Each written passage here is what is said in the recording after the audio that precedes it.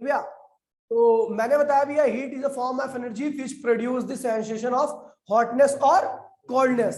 ठीक है भैया, थर्मल प्रॉपर्टीज ऑफ मैटर हमारे चैप्टर का नाम है, चैप्टर नंबर 11 है। ठीक है भैया, अब हम हीट के कुछ थ्योरीज को पढ़ेंगे। ठीक है, हीट के पीछे कुछ थ्योरीज दी गई हैं, उन थ्योरीज को पढ़ेंगे। फटाफट लिखिए भैया। पहला भैया, पहली थ्योरी का नाम है caloric theory of heat. Caloric theory of heat, caloric theory of heat के सी कैलोरिक थ्योरी ऑफ हीट ना, कैलोरिक थ्योरी ऑफ हीट। फटाफट लिखिए बेटा, देखिए according this theory caloric CALORIC caloric theory of heat. देखिए भैया according this theory heat is invisible liquid, heat is invisible liquid fluid, invisible fluid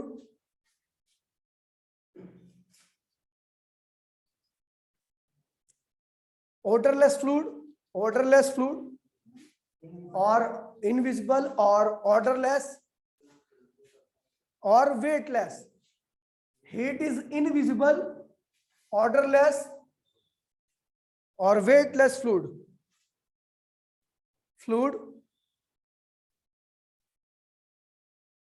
ठीक है, when some caloric is added to a body, when some caloric is added to a body, caloric मतलब temperature. ठीक है भैया, caloric मतलब यहाँ पे क्या है भैया, सॉरी हीट। कैलोरिक मतलब क्या है यहाँ पे भैया, हीट। अगर हम किसी बॉडी में हीट को ऐड करते हैं तो उस हीट को ऐड करने की वजह से उस बॉडी का टेम्परेचर क्या होता है भैया, राइज कर जाता है। ठीक है भैया, तो लिखिए भैया when some caloric is added to a body, when some caloric added to a body, its temperature rises, and when some caloric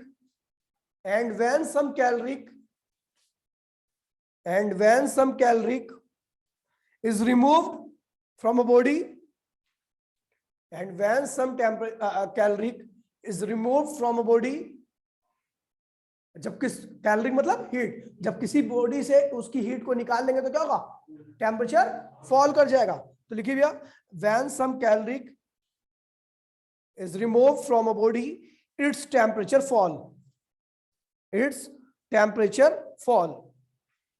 full stop. ठीक है भैया, फुल स्टॉप। ठीक है भैया, आगे लिखिए भैया सेकंड थ्योरी है dynamic theory of heat. Dynamic theory of heat, second theory का नाम है भैया dynamic theory of heat. Dynamic theory of heat, तो भैया क्या है भैया इस जो आपकी थ्योरी है, इसमें कहता है भैया कि अगर आप किसी भी बॉडी के टेम्परेचर को राइज कर दोगे, हीट दे दोगे, तो उसके अंदर के मॉलिक्यूल्स की काइनेटिक एनर्जी क्या होती है भैया, बढ़ जाती है। मॉलिक्यूल्स क्या होते हैं भैया, ज्यादा तेजी से वाइब्रेट करने लगते हैं। और जब किसी बॉडी से हीट को विड्रॉ कर लोगे तो उनकी काइनेटिक एनर्जी क्या होगी भैया, कम हो जाएगी। अब उनके अंदर की वाइब्रेशन क्या होगी भैया, स्लो डाउन पड़ जाएगी। लिखिए भैया, देखिए according this theory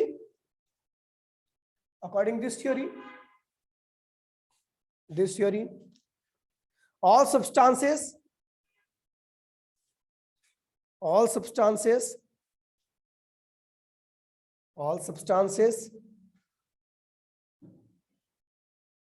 made of molecules, all substances made of molecules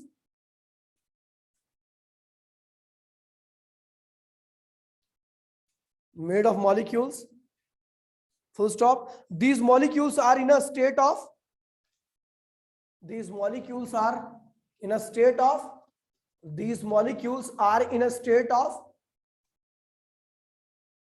continuous random motion.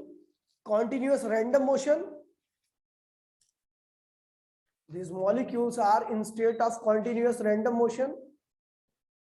कह रहा भैया इस दुनिया में, इस ब्रह्मांड में जितनी बॉडी है, चाहे वो लिक्विड हो, चाहे सॉलिड हो, चाहे गैस हो, सब किससे मिलकर बने होते हैं भैया, मॉलिक्यूल से मिलकर बने होते हैं। और जो भी मॉलिक्यूल्स होते हैं बॉडी के अंदर, वो लगातार क्या होता है भैया, कॉन्टिन्यूअस रैंडम मोशन में इधर उधर मोशन करते रहेंगे। ठीक है भैया, और ये मोशन को बढ़ाया और घटाया जाता है बाय यूजिंग हीट को अगर आप विड्रॉ कर दोगे तो ये मोशन क्या होगी भैया, कम हो जाएगी, और हीट को अगर आप ऐड कर दोगे तो ये मोशन क्या होगी भैया, बढ़ जाएगी। तो भैया यहाँ पे लिख रहा हूं मैं, ये लिखवाने की बजाय ये नॉर्मली आपको बता दे रहा हूं भैया। ठीक है भैया, जब यहाँ से इस बॉडी है, इसके अंदर के मॉलिक्यूल्स है, छोटे छोटे मॉलिक्यूल्स है, ठीक है, ये मॉलिक्यूल्स है, ठीक है। जब आप इसके अंदर हीट ऐड कर दोगे तो ये मॉलिक्यूल्स की रैंडमनेस क्या होगी, रैंडमनेस क्या होगी भैया, इंक्रीज हो जाएगी। रैंडमनेस क्या होगी भैया, इंक्रीज हो जाएगी और बढ़ेगी, और मॉलिक्यूलर मोशन और ज्यादा हो जाएगी। ठीक है भैया, और जब इस बॉडी से हीट को विड्रॉ कर लोगे, ठीक है भैया, हीट निकाल दे रहे हो, यहां से हीट बाहर कर दे रही है, तो रैंडमनेस क्या होगी भैया, रैंडमनेस डिक्रीज हो जाएगी। ये है भैया डायनेमिक थ्योरी ऑफ हीट। क्या है भैया आपकी डायनेमिक थ्योरी ऑफ हीट। फटाफट कॉपी कीजिए फटाफट। बेटा क्लियर है ऑनलाइन सबको, ऑनलाइन सबको क्लियर है।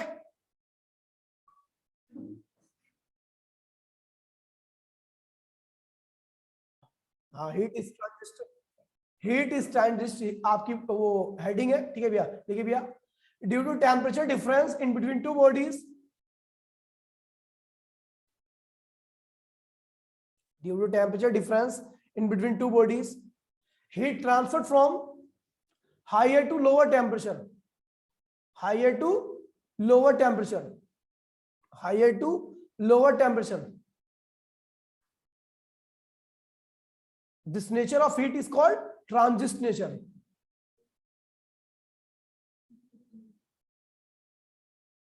This nature of heat is called transient nature.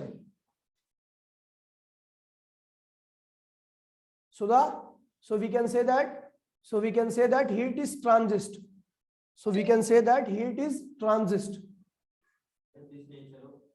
Heat is called transient nature.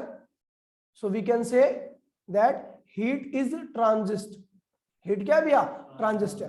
कह रहा है भैया कि अगर दो बॉडी अलग अलग टेम्परेचर पर है और अगर उन दोनों को हम एक दूसरे के कांटेक्ट मिला देते हैं तो हीट का फ्लो होने लगता है। कहां से कहां पे, हाईयर टेम्परेचर वाली बॉडी से लोअर टेम्परेचर वाली बॉडी पे। ठीक है भैया, इस नेचर को हम क्या कहते हैं, हीट के हीट नेचर को ट्रांजिस्ट नेचर कहते हैं, और इस प्रोसेस को हम ट्रांजिस्ट कहते हैं, हीट ट्रांजिस्ट। ठीक है भैया, समझ गए।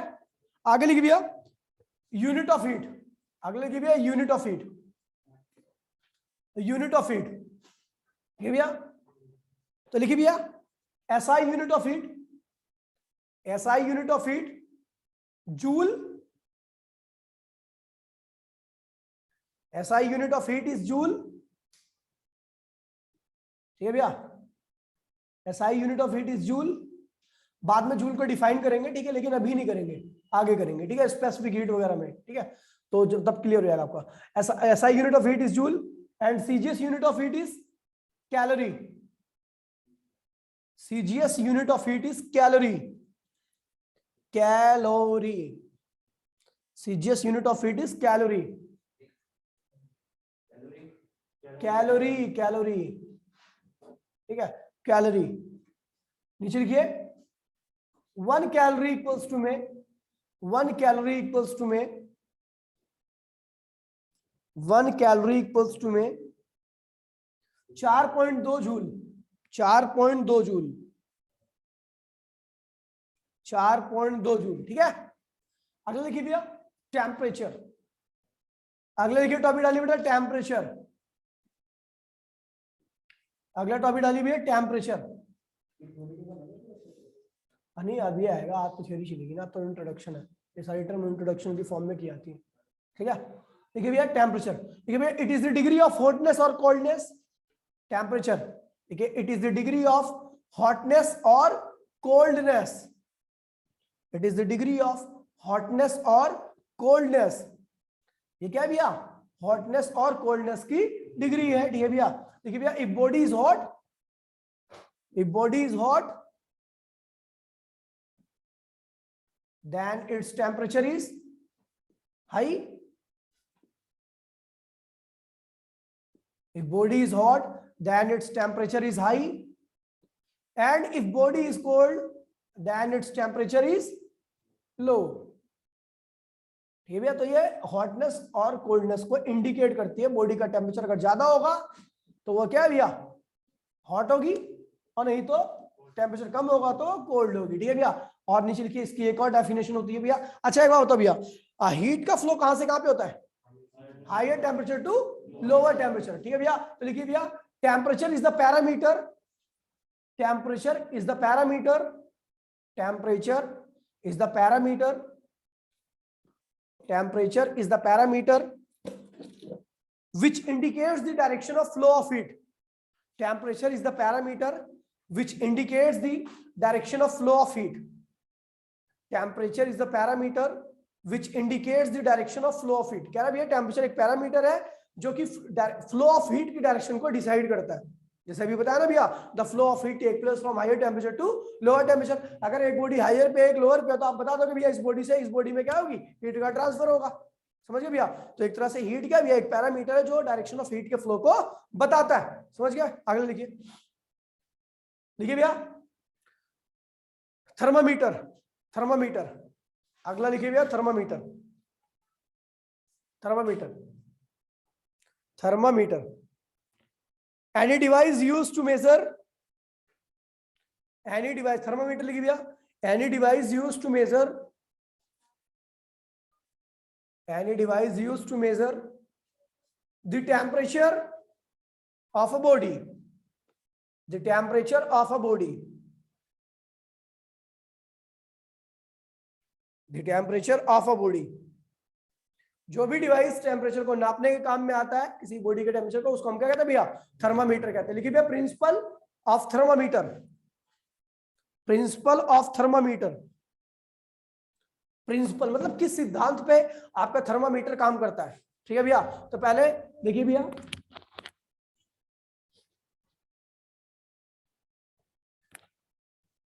किस सिद्धांत पे थर्मामीटर काम करता है, तो बड़ा सिंपल सा फंडा है, ठीक है भैया, कि एक्सपेंशन, किसी के भी अंदर एक्सपेंशन हो, ठीक है भैया, expansion is directly proportional to, अगर टेम्परेचर है, अगर किसी बॉडी के अंदर जो एक्सपेंशन हो रहा है वो टेम्परेचर के डायरेक्टली प्रोपोर्शनल है, तो हम इससे बता सकते हैं। जैसे एग्जांपल के तौर पर मैं मरकरी की बात करता हूँ, एचजी की बात करता हूँ, ठीक है भैया।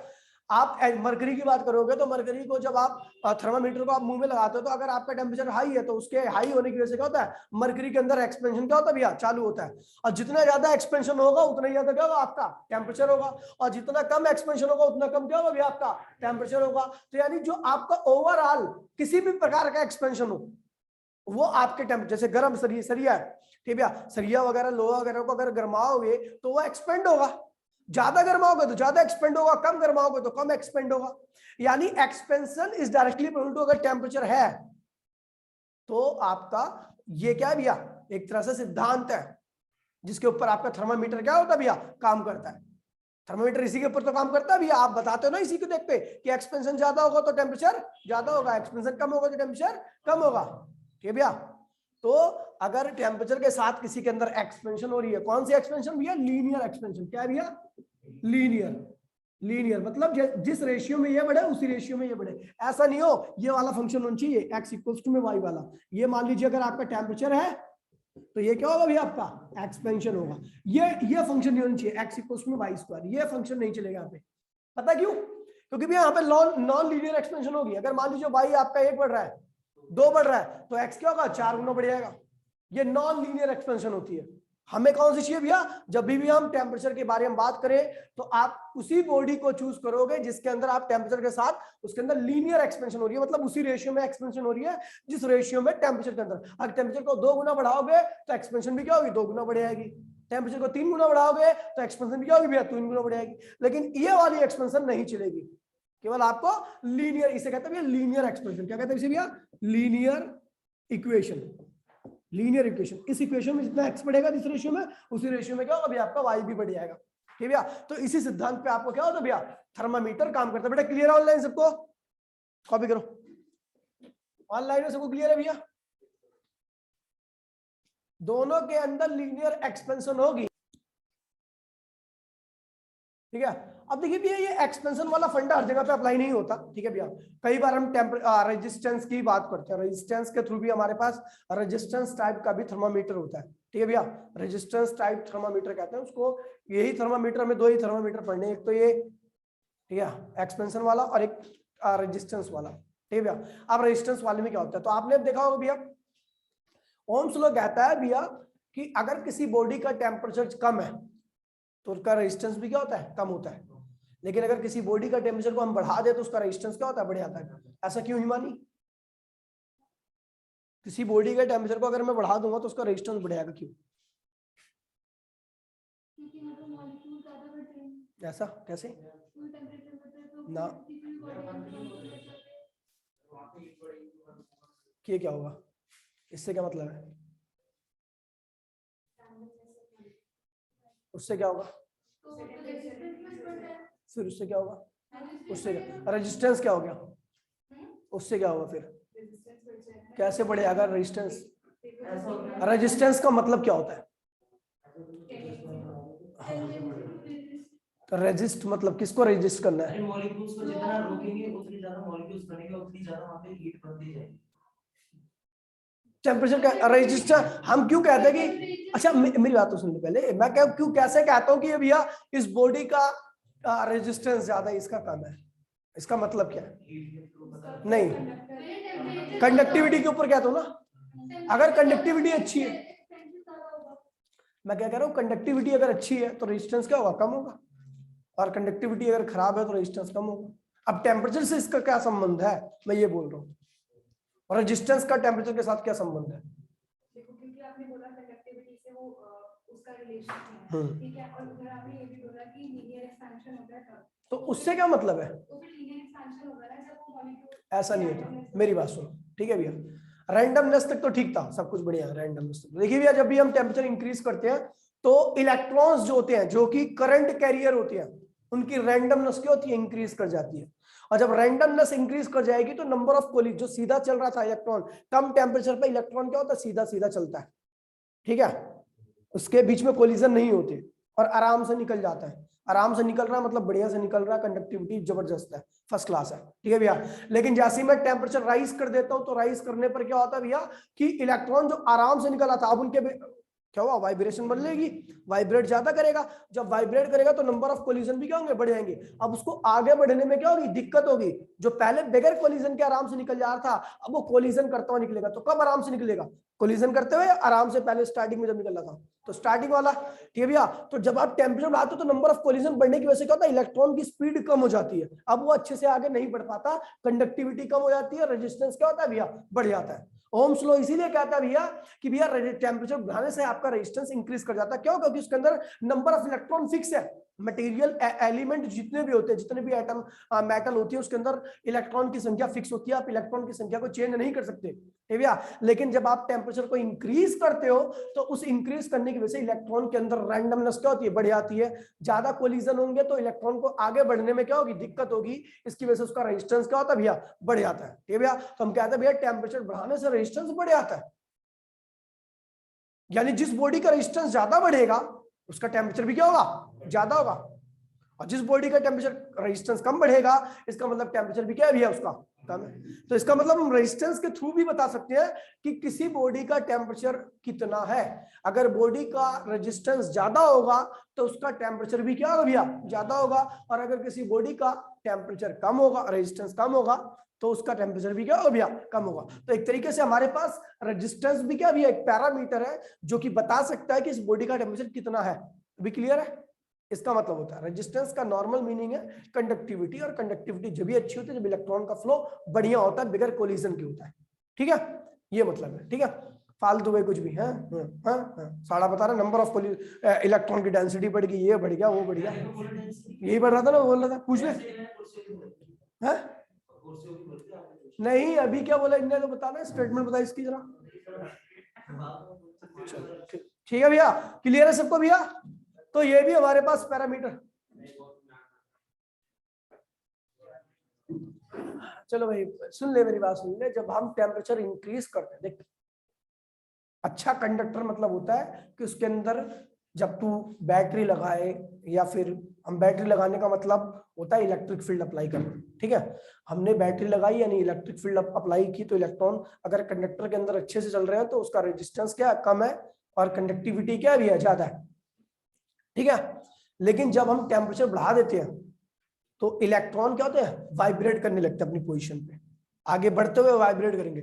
जब वो आगे बढ़ते हुए वाइब्रेट करेंगे तो दूसरे इलेक्ट्रॉन से क्या करेंगे, टकराएंगे, और टकराने से उनकी स्पीड क्या होगी, कम हो जाएगी। जो पहले अच्छे से चल रहे थे, अगर आप मैं आपके एक एग्जांपल दूं कि आप कहीं से बगैर टकराए हुए जाओ, कहीं पे टकराते हुए जाओ, तो आप कब ज्यादा स्पीड को मेंटेन कर पाओगे, बिना टकराए ना।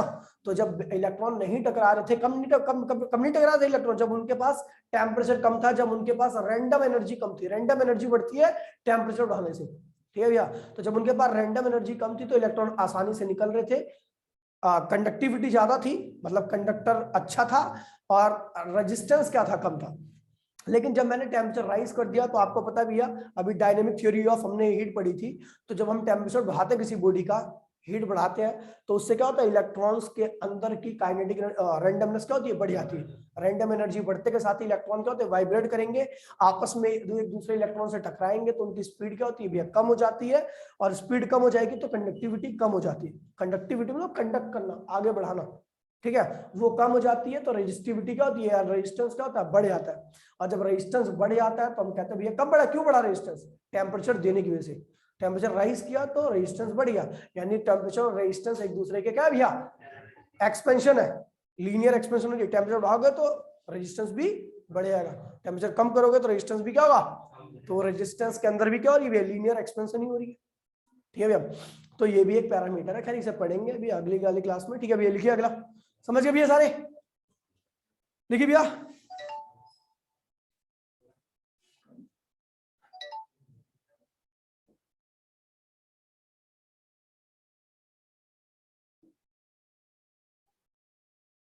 ठीक है, लिखिए भैया। और थर्मोडायनेमिक स्केल और थर्मामीटर स्केल, थर्मामीटर स्केल अगले टॉपिक ले लिया, थर्मामीटर स्केल, थर्मामीटर स्केल भैया। जो थर्मामीटर स्केल होते हैं हम उनकी बात करने जा रहे हैं, ठीक है भैया। तो भैया हमारे पास 4 तरह के स्केल है। पहले लिखिए भैया, दी सेल्सियस स्केल, दी सेल्सियस स्केल, दी सेल्सियस स्केल, ठीक है भैया, दी सेल्सियस स्केल, ठीक है भैया। इस सेल्सियस स्केल में जो अपर रीडिंग होती है, upper reading, lower fix point, lower fixed point, lower fix point क्या होता है भैया आपका, 0 डिग्री सेंटीग्रेड, ठीक है भैया। लोअर फिक्स पॉइंट क्या होता है भैया, 0 डिग्री सेंटीग्रेड। अपर फिक्स पॉइंट क्या होता है भैया, अपर फिक्स्ड पॉइंट 100 डिग्री सेंटीग्रेड, ठीक है भैया, या सेल्सियस भी बोलते हैं, कई बार सेंटीग्रेड भी बोलते हैं, ठीक है भैया। नंबर ऑफ डिवीजन 100, ठीक है भैया। ईच डिवीजन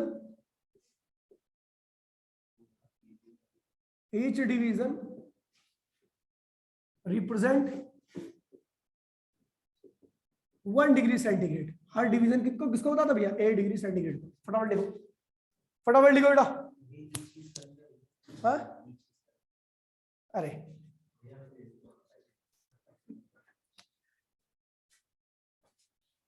ये तो मेरी बेइज्जती मार रहा है, दुनिया इसको पता नहीं क्या है।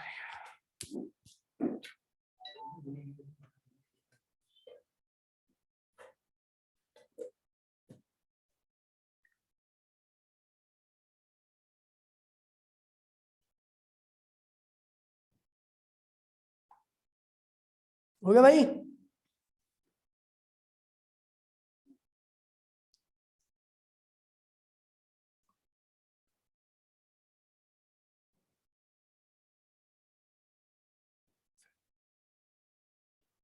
भैया दी फ़ारेनहाइट स्केल, दी फ़ारेनहाइट स्केल, FAH, अगला लिखिए भैया दी फ़ारेनहाइट स्केल, FAHEN, खुद ही ज्ञान दे रहा है। दी फ़ारेनहाइट, FAH फ़ारेनहाइट, लिखिए भैया फ़ारेनहाइट, FAHREN, हाँ सॉरी REN, अर्थ लगाई नहीं मैंने, RENHEIT,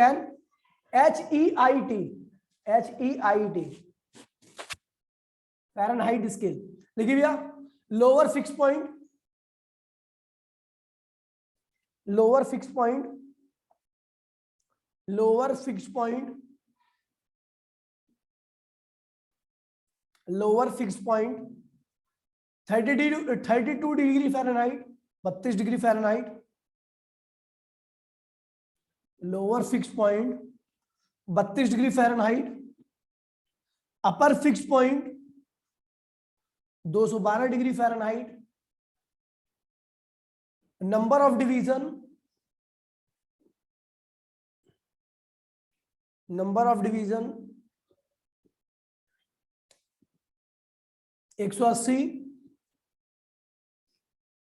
180 each division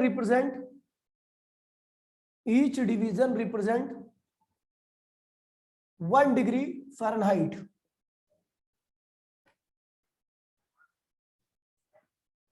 अगर गिव या the human scale REAU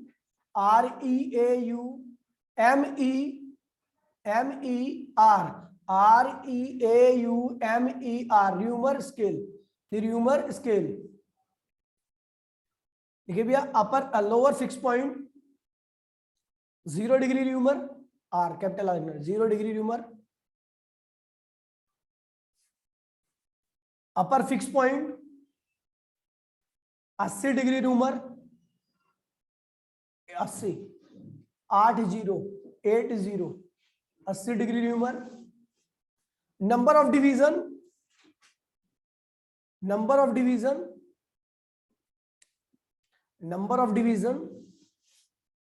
80, each division represent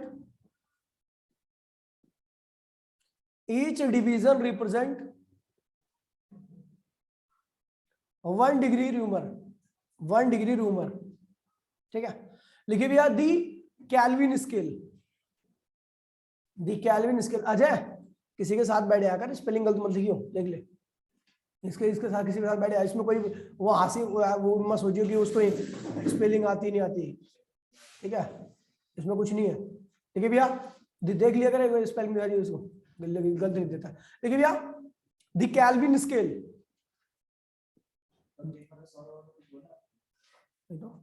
अब वो कर लेंगे ऑनलाइन है, कोई बात नहीं। देखिए भैया द कैल्विन स्केल, ठीक भैया इसे एब्सोल्यूट स्केल भी कहते हैं, और एब्सोल्यूट स्केल सबसे जबरदस्त स्केल होता है, सबसे ज्यादा यूज होने वाला स्केल है। ठीक है भैया, देखिए भैया lower fix point 273.15 kelvin, degree नहीं आता इसमें, 173.15 कैल्विन। ठीक है, upper fix point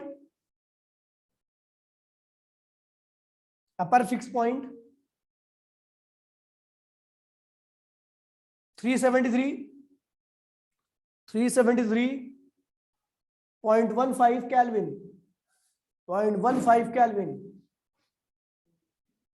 number of division 100, each division represent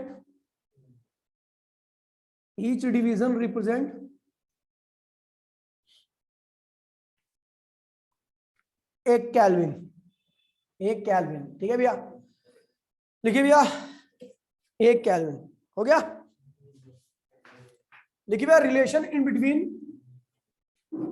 between Celsius, Fahrenheit, rumour and Kelvin scale, relation in between Celsius, Fahrenheit, Reaumur and Kelvin scale।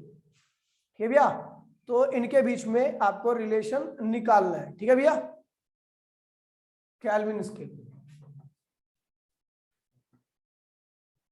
ठीक है, तो देखिए भैया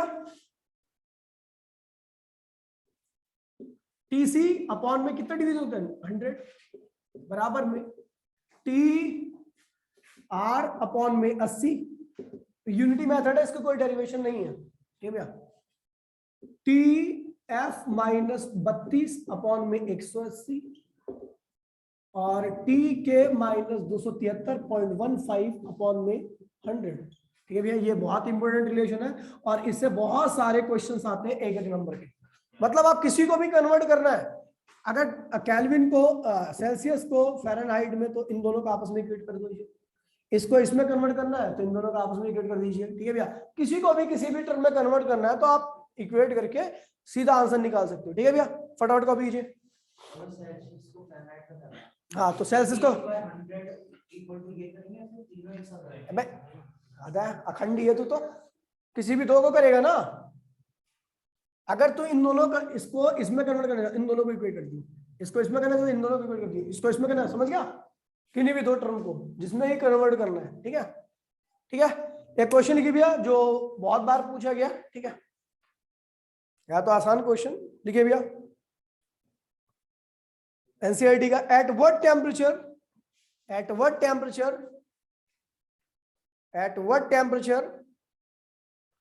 do the reading of Celsius and Fahrenheit scale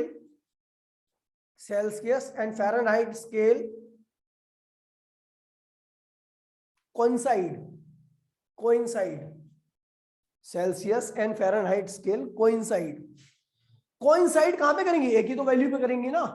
तो एक काम करते हैं भैया, हमने मान लिया टी पे कोइंसाइड करी है, सेल्सियस की हमने टी ले लिया और फ़ारेनहाइट का भी क्या ले लिया, टी ले लिया, क्योंकि दोनों एक जब कोइंसाइड करेंगे तो एक ही वैल्यू पे तो कोइंसाइड करेंगे। तो हमने मान लिया वो वैल्यू क्या भी है, टी है।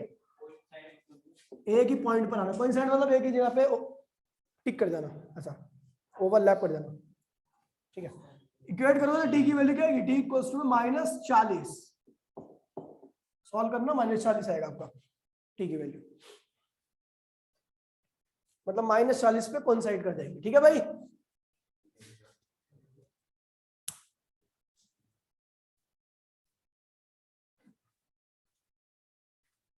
बेटा क्लियर है सबको, आगे सबका -40 आगे सबका, -40 रीडिंग पे दोनों कोइंसाइड करती हैं। अब ऑनलाइन में सबका आ गया, सारा सुस्सा सुसु कीर्ति दिशा,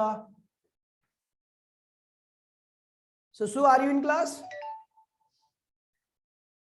सुसु तो नहीं करने चला गया।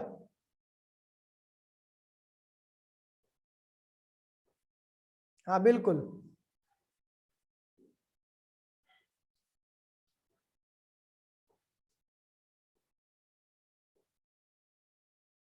एक क्वेश्चन और लिख लीजिए भैया।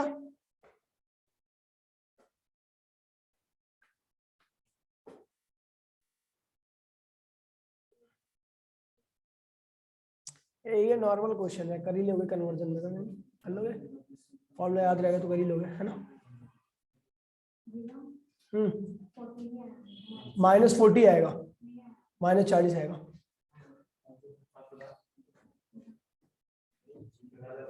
ये देख खर्च जा, देखो भैया -40 आएगा, ये देखो 180t बराबर में 100t -3200, इधर आएगा तो -80t हो जाएगा, -3200, तो t इक्वल्स में क्या होगा, -3200 डिवाइड बाय 80,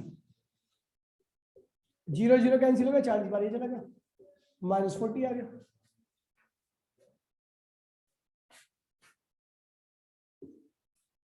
ठीक है भैया, ठीक है।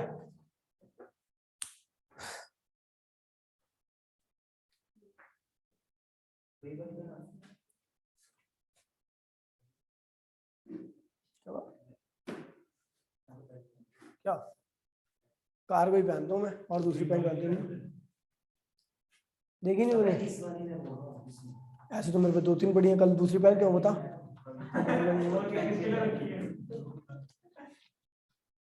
अपने पैसों की थोड़ी ना, गिफ्टेड है, गुड़ी भी मिली है गिफ्ट में। आज नहीं था, तीसरा दिन है, 3 दिन तो है, 3 दिन में लगता है ना। चलो भैया मिलते हैं, आज 10 मिनट पढ़ा पाया मैं, कल पढ़ाऊंगा पूरा आधा घंटा। मिलते हैं, टाटा बाय बाय।